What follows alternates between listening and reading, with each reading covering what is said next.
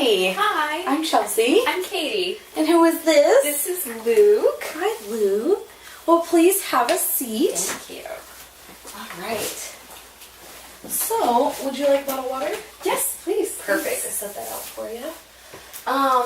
So I just wanted to, this session is just for us to kind of get to know each other. I want to introduce myself, show you a little bit about what kind of our counseling session, how it will go in future, and just see if it's something that you would like to continue on. Okay, great. All right, wonderful.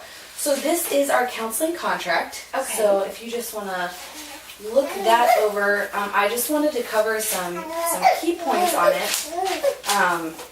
So there are some risks and benefits to therapy, and so I just want you to be completely aware of those before getting started into them, and you can see the list on your paper. There is 100% confidentiality in here, except for if you show any signs of self-harm or harming others. Then I'll have to take it to the proper authorities and get the help that's needed. Okay. But other than that, it's completely confidential, whatever you tell me in this room. Okay. Okay. This initial appointment is going to be about 20 minutes, and it's completely free. And it's just the opportunity for you to see if I'm a good fit for you and if this is something that you'd like to continue on. And the future sessions will be about 55 minutes, and it'll be $85 Okay. a session, and we can see if your insurance will cover it. Okay. Awesome. A little about my practice. I am a Christian mental health counselor, and so that means a lot of my bases and treatment plans come from a foundation in Scripture. If that is appropriate for you, please let me know, and if not, we can talk about other things that we can do. Okay, we're Christians, so Okay. I like that. Perfect. Wonderful. All right. Well, so then do I have your consent to counsel? Yes. Beautiful. So just tell me a little bit about, I wanted to ask, is it okay if I write things down? Oh, absolutely. Okay. This will just be used for future counseling sessions if you decide to continue on. For us to just go back through, kind of see what we've worked on, see what we need to work on a little bit more. Okay. So tell me a little bit about yourself and Luke and what you're doing here. Well, Luke is 4 months old. He's my second child, so I'm a new mom of two, and I'm having a little bit of trouble adjusting. Okay. My older son he has ADHD and has a prescription for Ritalin, and occasionally I take one of his pills. Just, and I wanted to talk about that. Okay. All right. Well, tell me a little bit about kind of what your day is like, the home life. Just what is a day in Katie's house? Well, Luke is still in the newborn phase. We're still waking up every 2 hours or so at night to feed, and then we have to wake up very early to get his brother fed and changed and everything ready for school. Right. And I'm really feeling like there's not enough time in the day to get everything done. And so we wake up and I feed Luke, and we make breakfast for his brother, and we get him off to preschool, and then we come back, and it's nap time, and he doesn't nap very well unless I'm holding him, and so I never get any downtime. It's just, I go until we pick up his brother, we come back home, we have to take care of the dog, we have to make dinner, we've got to clean the house, and help him with his homework, and then my husband comes home, and he wants to relax. He's been working all day, and there's just, it's nonstop. It's bath time and bedtime, and then we start the whole cycle over again, waking up every 2 hours. So I'm not sleeping, and there's just so much to do. Okay. So just overwhelmed. Just a lot of things happening. It's so overwhelming going from one child to two. Okay. And just coping with that new, you've got the one child down, but now there's two that you have to get a hold And they're of. both so needy. Okay. All right. Well, I wanted to ask you just some questions about Ritalin. So have you ever felt that, you shouldn't take the Ritalin, or that maybe you should? How frequently do you take it? Let me ask that first. Well, I probably take it about once a week or so. Okay. I feel guilty because it's my son's medicine. It's not mine. And I don't want to take it from him. But he's little, he has so much energy. And I just, I'm breastfeeding Luke. And I Googled it, and it said that Google said that Ritalin was fine to take when you were breastfeeding. And, when you are breastfeeding, you can only have 1 cup of coffee. And that's not enough. I'm exhausted, and the Ritalin gives me extra energy. Okay. So have you talked to your spouse about this, or does Greg know? No, he doesn't know, and I don't think he would understand. He's not home with the kids all day. I am, and when he is with them, he gets to focus 100% on just, interacting with them, and he doesn't have to worry about all of the loads of laundry that need doing, and the dinner that needs cooking, and, all of the chores that need to be ran, and I don't think he would understand, how much it takes to keep our house going. He doesn't have to worry about any of that. So no, I haven't told him. Okay. So you're feeling that, your responsibility is the house and the child, and so when he comes home, it's not, you don't want to, you feel like that's your responsibility and that's your sense because he's working all day. Yeah, he works full time. He's the breadwinner, and my job is to stay home and take care of the kids and keep our household running. Okay. Have you ever used the Ritalin maybe as a precursor to a stress event? I know you said that whenever you're feeling overwhelmed, you'll take it to get the energy and the focus that you need to complete the task. But have you ever taken it as maybe like before an event or before you get to that stressed out space? Well, yeah, sometimes when I know we're going to have a really busy day, or if Luke has been up most of the night or my other son has been up most of the night, and I know I haven't had enough sleep to function, then yeah, I'll go ahead and take it just so I know I can get some things done that day. Otherwise I don't. It's just a wasted day. I never get anything done, and if the kids are being really fussy, or if we've just got a lot on our plate that day, yeah, I'll go ahead and take some. Okay. All right. Is there anything else that maybe you want to focus in on during our counseling sessions that you came here for? Well, I know it's not good for me to be, taking my son's medicine. It's not really like a problem. It's not like I'm addicted to it or anything, but I know it could be a slippery slope. I don't want to become addicted to it. Right. But I don't have the energy levels to keep up with both kids. It's too much, and I know I need to learn how to handle that without taking his medicine, since I can't take it every day. Right. And when I do take it, I'm taking it from him. Okay. So, just kind of what I'm seeing as our ultimate goals of this counseling session and therapy. We want to try to give you ways that you can cope with the stress of life that is not taking your child's Ritalin. Right. So we'll definitely focus in on kind of what's causing the stress, what's causing the anxiety, and how we can alleviate those situations in different ways. And then I'd also like to focus on just trying to stop taking the Ritalin in general, to where you won't feel like you need to take the medicine anymore. I just don't see, right now how it's not like things are going to get easier. I'm not going to go back to having one kid. Right. I don't even understand how people do this, especially with more than 2 kids. It's just crazy how tired I am. Okay.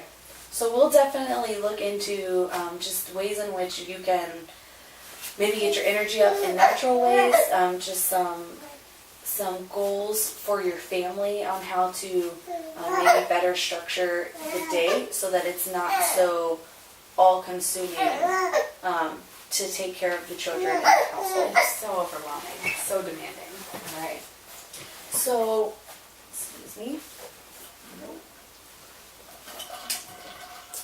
So, I'd like to just go over kind of what my treatment plan is, what I'd like for us to focus on in the future therapy sessions. Sorry, he's very chatty today. Oh, it's all good.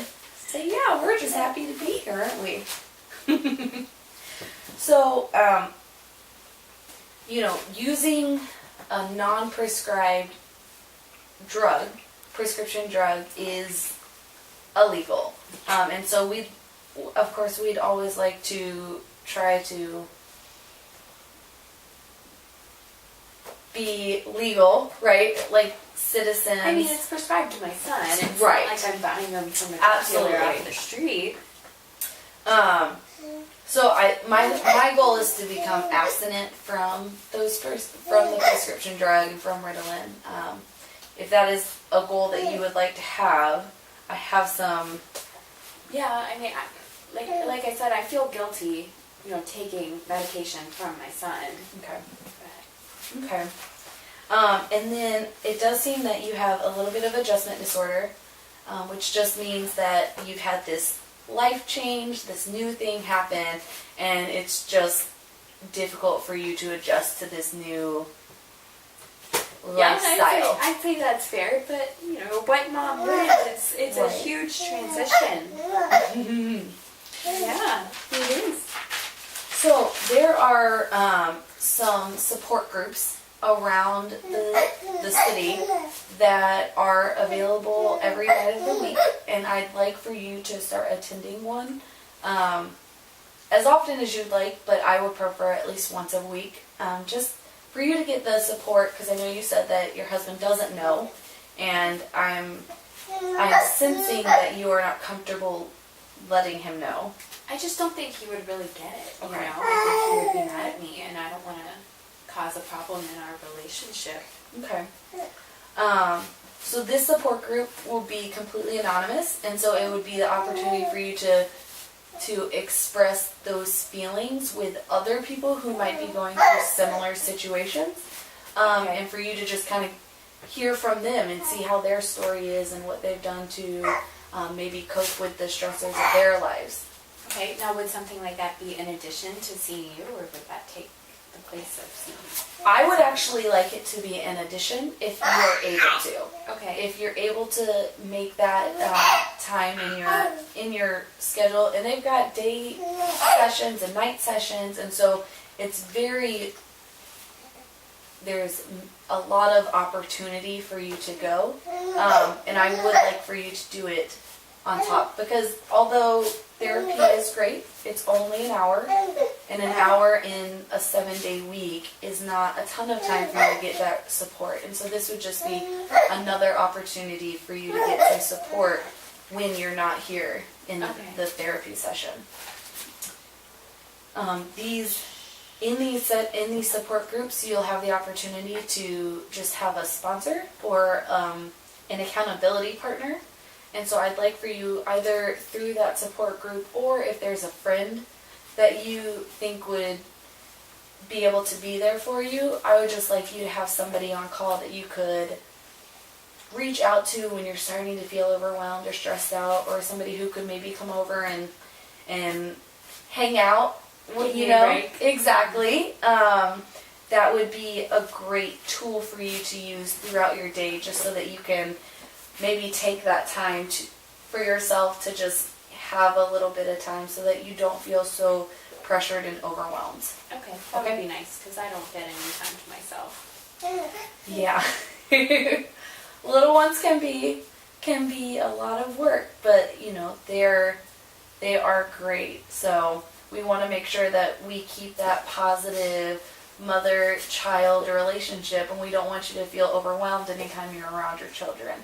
And so that's going to be one of our goals in the therapy session.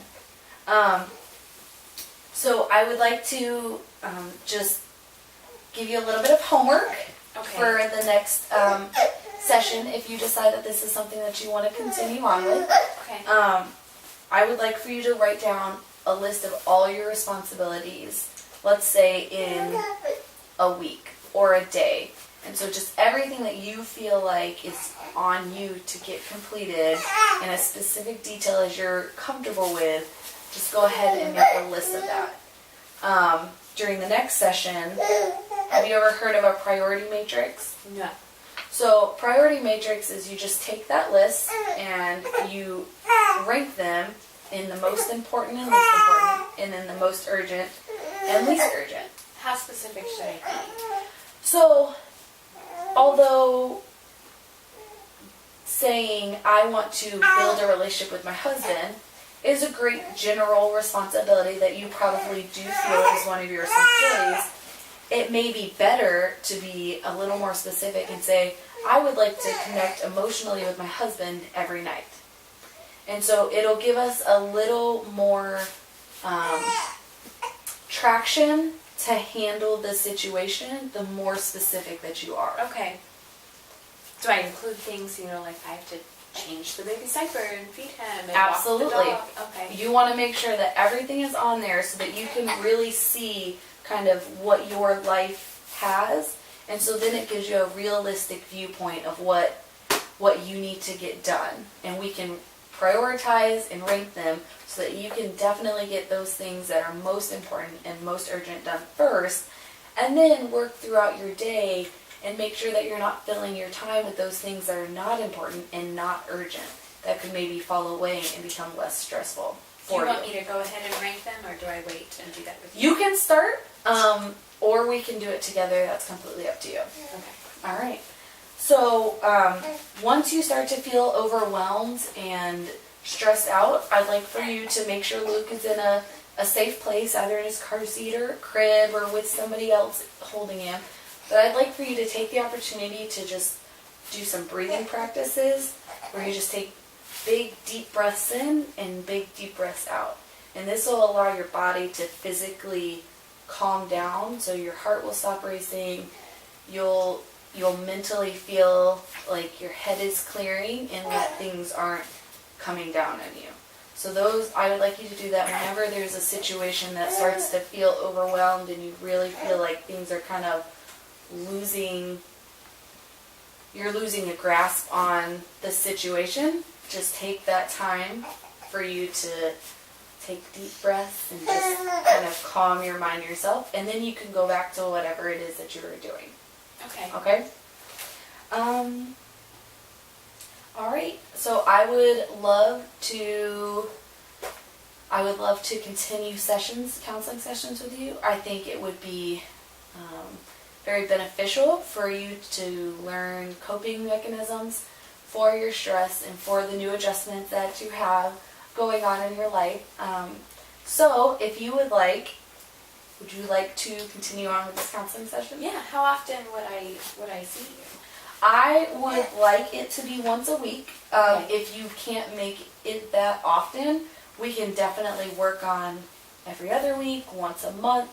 But at least for, I would say, this first month or so, I'd like for it to be once a week, just so we can start really implanting those habits and those coping skills to utilize. And then maybe as you feel things are calming down and you're able to handle things, then we can drop down to less often. Okay. I would like that. I definitely, I don't think I have a problem, but I know it's not good, and so I would appreciate the help. Absolutely. All right. Well, thank you so much for coming in. It was very nice meeting you. It was very nice to meet you too. Oh, great. I'll walk you out. Okay.